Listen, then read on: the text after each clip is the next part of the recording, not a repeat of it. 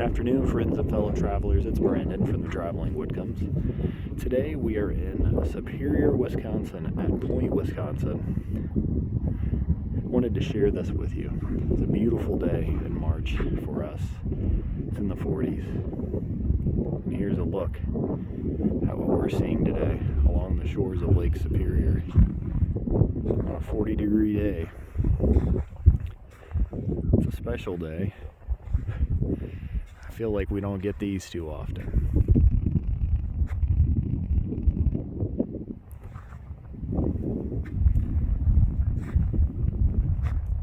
The views of Duluth over there, the skyline, and back over to the wonderful lighthouse.